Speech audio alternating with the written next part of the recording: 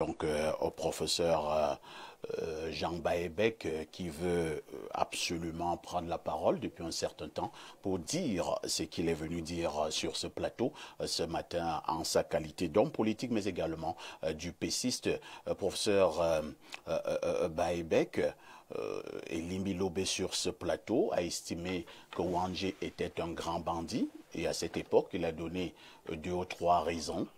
Entre-temps, au niveau de la toile, au niveau des médias et partout ailleurs, cette déclaration a fait et continue à faire couler beaucoup d'encre et de salive. Certains qui ont estimé que la mémoire de ce grand nationaliste Wandje a été traînée dans la boue, surtout qu'il s'appuyait également sur un décret présidentiel, celui du chef de l'État du Cameroun, son Excellence Paul Biya. Maintenant, d'autres qui sont revenus avec un certain nombre d'arguments pour dire que Limbi Lobé, dans cette posture-là, avait totalement raison. Je vous passe la parole ce matin pour nous dire, selon vous, ce qui en est exactement. C'est la première des 4 questions que nous, on a fixé dans ce débat-là. La question de que, pourquoi certains Camerounais peuvent-ils penser que Ernest Wandje est un bandit et a posé des actes de banditisme? C'est ça la première question. Alors pour nous, c'est un mensonge absolu. Et une ignorance et une inculture avérée. Pourquoi?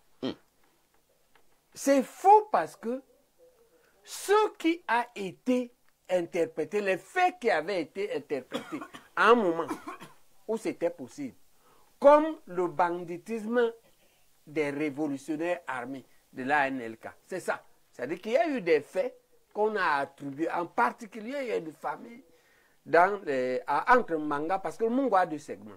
Il y a le segment de Bounaberi en Mbanga qui fait à peu près la moitié, et ce Mbanga est symbolique. Moi, j'ai grandi là-bas, je connais là-bas par cœur. Mbanga est symbolique parce que c'est là qu'il y avait l'embranchement du chemin de fer. La branche qui va à Kumba, que les Allemands avaient faite pour exploiter les terres de Kumba, et la branche qui va vers Nkonsamba. Et ça fait la moitié du parcours. C'est à peu près le kilomètre 80 sur une longueur de 160 km.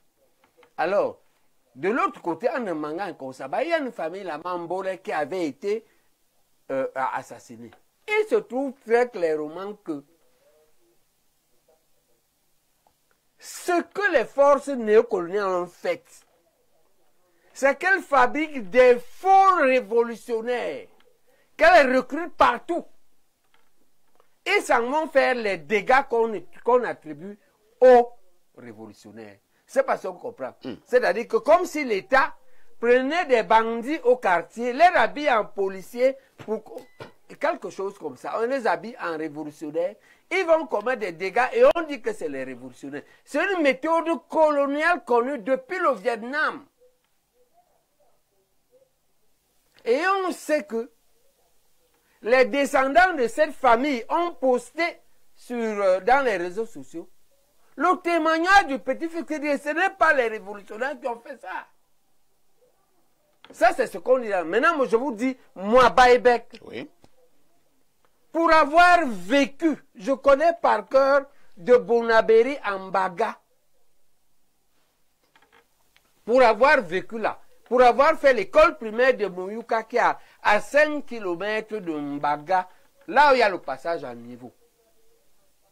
Et là où il y avait le péage avant, parce que le péage maintenant est sur un endroit où moi j'ai la terre. Dans un village où mon petit frère est le chef du village. Mon père a été chef de village. C'est mon père qui a créé le marché de Penamboko à Combe-Route. Pour avoir été dans ça, j'ai vécu avec les autochtones, les ballons. Et je peux vous dire, j'ai un témoin, l'épouse du monsieur qui a des problèmes à l'Assemblée il y a quelques années, le Yabassi là. Combe, quelque chose comme ça. Il a un nom avec K. Gaston Komba. Komba. Son épouse, Moussongo, qui est une prof de lycée. On a fait le même CM2. On a vécu très plaisiblement avec les ballons. Et il n'y a pas eu de problème. Dans un village qui est très emblématique, Mouyouka, il est emblématique parce qu'il y a 3 quartiers. Et à quartier des autochtones, les ballons, après le passage à niveau. Et le premier habitant au passage à niveau, c'est la famille des Sopo. Je les connais par cœur. On vivait avec eux. Après, il y a le segment des Bami, du passage à niveau, à peu près la moitié, en venant à Douala. On appelait là-bas graphie. Et après, il y avait le segment des étones et des petits qu'on appelait un Koladjap. J'ai vécu là. Et nous faisions 20 km par jour. En aller-retour, j'allais à l'école, on traverse la forêt. On n'a pas eu de problème. Aujourd'hui, moi, j'ai des terres à Combé. J'ai 2 villages où j'ai des terres à Combé-Route. Le chef de Combé-Route, Namabodo, est mon petit frère parce qu'il est l'héritier du cousin à mon père qui était chef à Combé-Route. À Combé-Gare maintenant, j'ai également, le chef également fidèle est mon petit frère. On a des terres et il est chef. On n'a pas entendu que les Babyloniens ont arraché les terres de quelqu'un. Il n'y avait pas des histoires comme ça. C'est pas ça le débat. Bon, le débat donc, voilà. Wandé n'a pas fait des actes de banditisme. Et la majorité des actes de banditisme qu'on a vus étaient des bandits normaux habillés en nationalistes. C'était ça. Très bien. Bon, maintenant, il n'y a même pas d'histoire parce que, par contre, on a des vestiges des actes nationalistes. La gare de Mouyouka, parce que Mouyouka, c'est 2 choses. Une route passe et un chemin de fer. C'était l'un des 3 leviers qui avait fait l'immigration. La gare de Mouyouka est une gare qui avait été sabotée par les nationalistes. On a tué. C'est ça l'histoire qu'on nous dit. Au moment de ce sabotage, je crois que je ne connais pas Mouyouka. C'est moi, j'ai entre 5 et 10 ans.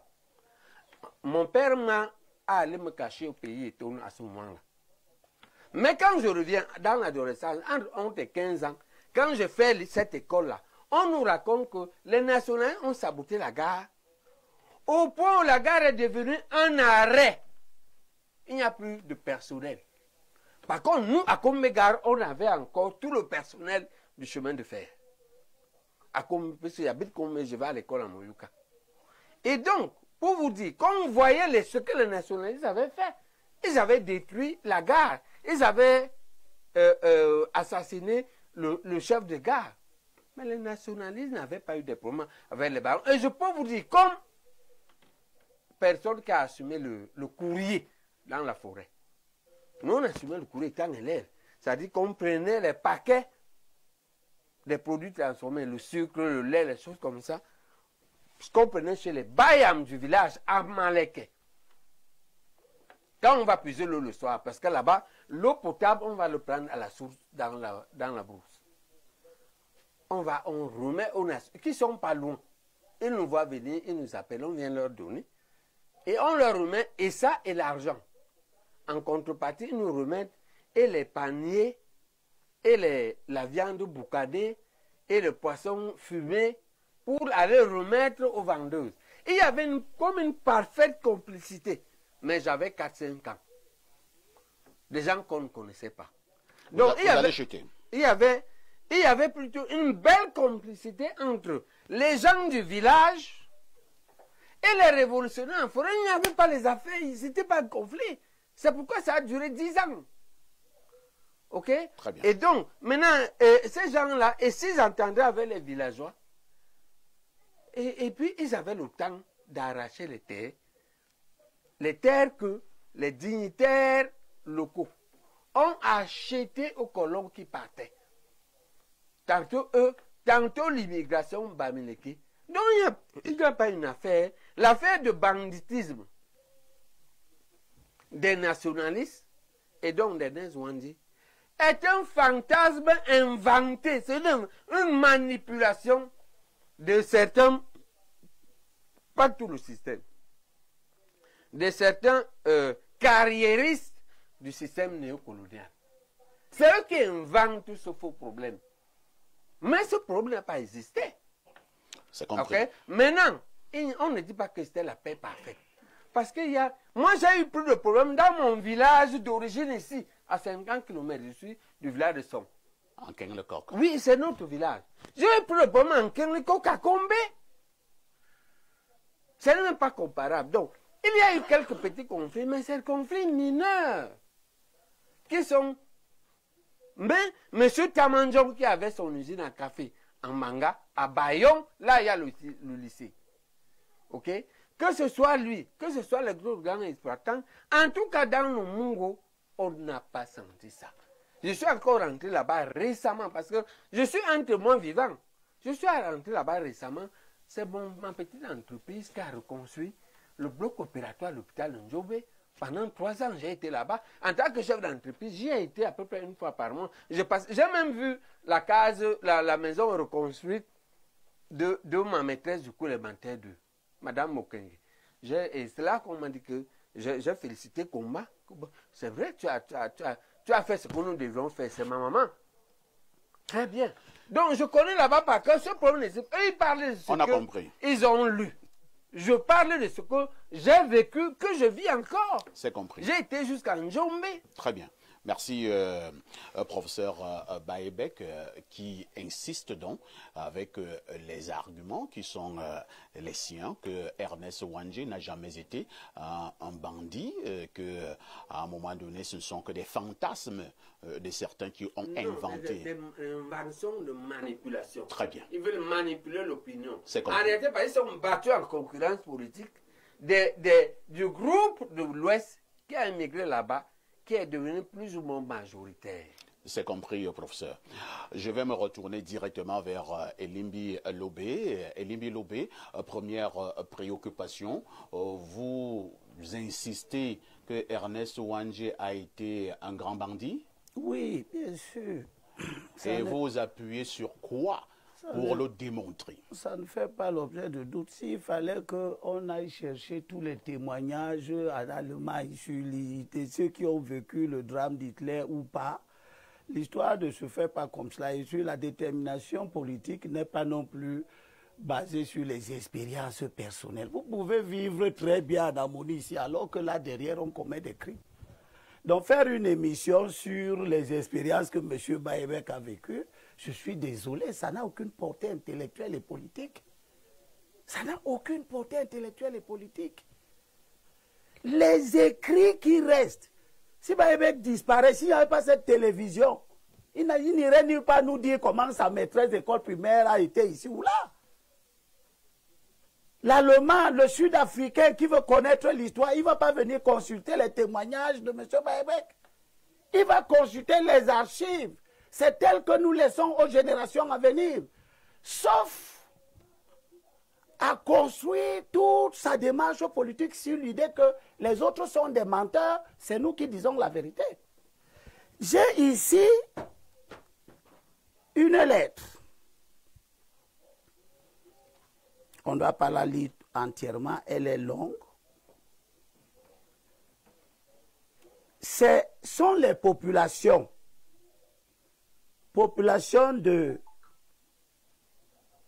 Mbouenben, arrondissement de Mélon, département du Mungo, province du Littoral, à Monsieur le ministre d'État, chargé de l'administration territoriale Yaoundé. Objet, présentation du problème de terrain de notre village, abandonné lors des troubles occasionnés par les maquisards. Depuis le 5 novembre 1961, en vue d'une solution du problème de notre retour au village. Monsieur le ministre d'État, nous venons très respectueusement par cette lettre vous présenter nos problèmes et vous prier de bien vouloir nous délivrer d'une longue souffrance que nous connaissons depuis 20 ans. En août 1961, les maquisards pillent Bouedoum. Je ne sais pas, le professeur Baebek connaît Banga seulement. Il connaît aussi de Banga jusqu'à Mélon. Bouedoum, c'est à Mélon. Les maquisards pillent Bouedoum, entraînant avec bétail, volaille, vêtements, argent collecté par le chef, entre parenthèses, impôts, et tout ce qui pouvait transporter. Le 5 novembre 1961 commencent les assassinats. Il tue un notable du village en trouant ses yeux et en lui coupant les oreilles. D'autres paysans connurent le même sort, etc. Ça c'est une correspondance des populations. Mais bien après, les populations d'où? De Bouédoum. Bouédoum dans l'arrondissement de Mélon. Mélon, c'est un peu avant qu'on s'en bat. À part que nous sommes en 1961. Comment tu peux dire que Mélon, c'est avant Konsamba? Quand tu viens de Douala, tu arrives en Konsamba et puis tu arrives à Mélon. Mélon, c'est la frontière avec l'Ouest. Non, lui partant de l'Ouest. Mais pourquoi il part partant de l'Ouest? Moi, je vous dis, non, ne nous éloignons pas. La lettre date de quelle année? La lettre date de 60. Non, la lettre-ci date de 72 parce qu'elle s'adresse au ministre d'État en charge de l'administration territoriale. J'ai la correspondance ici. Pour vous, c'est une première pièce à conviction. Attends, c'est août 1961. Et vous parlez, les populations racontent les choses passées en 61. J'ai compris. Nous allons évoluer. La période. Nous disons août 61. Qu'est-ce que ça change dans ce cas? Oui, ça change. Parce qu'il y a une période. Tu as commencé. Tu as parlé tout à l'heure. Tout le monde t'a écouté. Pas. Non, tu as parlé tout à l'heure. Tout le monde t'a écouté. La règle du jeu. Parfois, a dit qu'on ne se Professeur, vous aurez encore votre temps de parler tout à l'heure. Moi, je vais aller de manière crescendo. Voilà votre première pièce. Toujours pour... Deuxième pièce. Deuxième pièce, vous avez quoi? La lettre, c'est un arrêté. Oui. Du ministre de l'administration territoriale, Aïssim Vondo. En 72, Wandje est tué. Il est tué en 71. Oui, le 15 janvier. Et nous entrons là dans la pacification. Et le ministre donne des injonctions. Voici ce que le ministre dit. Je vous laisse, je fais l'économie du chapeau. Arrête. Article 1er. Suite aux événements malheureux des années 60 à 70, où certains compatriotes sans foi ni loi ont incendié les villages, assassiné les populations autochtones et les exploitants forestiers européens dans l'ensemble de la République fédérale du Cameroun, ayant pour objectif de s'accaparer des terres et autres biens, en particulier dans le Mungo. Il est strictement interdit dans les prochains jours de délivrer des titres fonciers aux non-autochtones sans présentation d'une convention administrative ou coutumière. Ici, l'administration camerounaise, que Baïbek n'aime pas et qu'il ne respecte donc pas, dit ce qu'elle est en train de faire. Elle est en train de dire que les autochtones ont été victimes. Elle est en train de dire qu'il y a eu une mécanique d'accaparement de leurs terres. Et elle dit de ne pas reconnaître à tous ceux qui ne sont pas autochtones, mais qui se présenteraient comme des propriétaires terriens, des droits de propriété, parce que ce sont des terres qui ont été arrachées aux autochtones. C'est un ministre d'État qui parle. J'appartiens à l'école. Baïbek nous disait tout à l'heure qu'il appartient à l'école qui veut que, ou qui accepte qu'on peut accéder par n'importe quel moyen. Donc je peux tuer Aïssi, je peux tuer Bokanye, je peux tuer tout le monde, parce que je veux le bien. Ça, c'est une école. Mais c'est l'école du nazisme. C'est l'école d'autres dérives politiques qu'on a connues dans le monde. Moi, j'appartiens à l'école inverse. Vous allez chuter.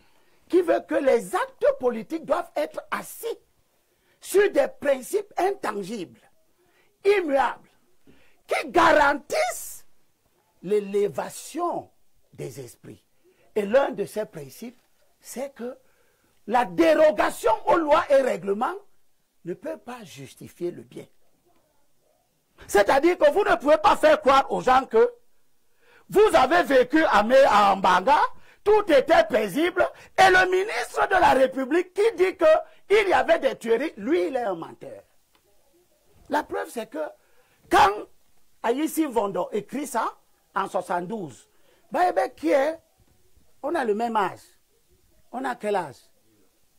Et Baébé veut nous faire croire que Aïssi Vondo, qui est ministre d'État, à ce moment est un idiot. C'est lui qui peut nous raconter la vérité de l'histoire. Voilà le type de posture totalitaire qui fonde les comportements excessifs que nous voyons aujourd'hui dans la scène politique. Très bien, c'est compris. Alors, on va passer... Et j'ai encore d'autres documents. Non, on a compris. On reviendra à vous tout à l'heure. Gardez vos documents. On a d'abord passé la parole à dessein à l'historien sur le plateau, le professeur Bokagné, qui était là pour planter le décor. Par la suite, j'ai voulu passer la parole à un UPCiste qui est le professeur Jean Baébek, qui a bien évidemment dit que Ouandji n'avait pas été un bandit avec ses arguments. Nous avons également suivi tout à l'heure Elimbi Lobé, qui persiste que Ouandji était un bandit, et il a également énuméré un certain nombre d'éléments. Nous avons deux... Je n'ai pas dit qu'il n'y a pas de fait d'arrachement des terres ou de tuerie. J'ai reconnu ces faits. Oui. Lui, il dit que c'était le nationalisme. Moi, je dis que non. C'est des bandits habillés en nationalisme par le système néocolonial qui a truqué l'indépendance. Vous l'avez dit tout à l'heure. C'est ça le débat. Le vrai problème, c'est que l'historien nous aide. Il faut bien poser le problème. Quelle est la part? Est-ce qu'il existe dans l'histoire des situations où un État néocolonial prend des fausses personnes et accuse les nationalistes? C'est compris. Si ça existe, est-ce que ça a été le cas dans le Mongo? C'est ça le vrai problème. C'est compris, professeur. Non, Ouais. Non, il a pris la parole. Déjà, ça l'a demandé.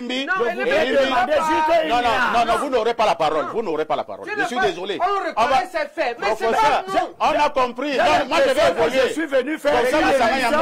J'ai l'impression que je suis venu faire une émission que tu vas résenter. S'il vous plaît, professeur Parce que moi, je ne veux pas faire d'émission que tu résentes. je vous dis ceci. Nous irons. La réciproque est vraie. Voilà. S'il vous plaît.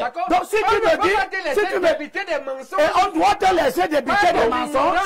On doit te débiter des mensonges. même pas ça. Oui. Est-ce que tu sais tu savais que Aïssi Vondo, ministre d'État du Cameroun, dit qu'il y a eu des incendies. Tu attribues ça au gouvernement. Quels sont les nous avons signé un accord ici. Baébek, où sont les preuves que c'est l'État du Cameroun qui on vous a compris. On vous a compris. Professeur Messara Yamdi, c'est M. le professeur Messara Yamdi qui aura la parole. J'ai dit ceci. Un historien. Non. Je t'ai dit que tu veux régenter le plateau. Professeur Messara Yamdi. Non, je n'ai jamais dit que je donnais la parole à l'historien. L'historien a déjà parlé. Vous, monsieur, le professeur Baébek, vous avez parlé. Et Limbi Lobé a donné ça. Non, on a dit que j'ai la majorité. Maintenant, tu n'as aucune majorité. S'il vous plaît. S'il vous plaît. Bon, si Vin t'a donné la majorité du temps de cette émission, moi je m'en vais. Appelez Vin. S'il t'a donné la majorité, c'est moi. Il te donne la majorité, c'est toi, Ouandji. S'il vous plaît. Ne gâtez pas ce débat. Ne gâtez pas ce débat. Et alors? Et moi j'assume qu'il était. Moi j'assume l'état de Cameroun. Moi j'assume l'état de Cameroun. On vous a suivi. Mais tu n'as pas de majorité. Nous avons deux politologues sur ce plateau qui n'ont pas parlé. S'il vous plaît. Oui, il fallait ne pas. Si tu viens ici. S'il m'avait dit qu'il te donne une majorité de temps, moi je venais pas. Moi je venais pas. À cette il faut qu'on bertrange. Il appelait Dieu de Runven. On a dit que les 2 tiers du temps, c'est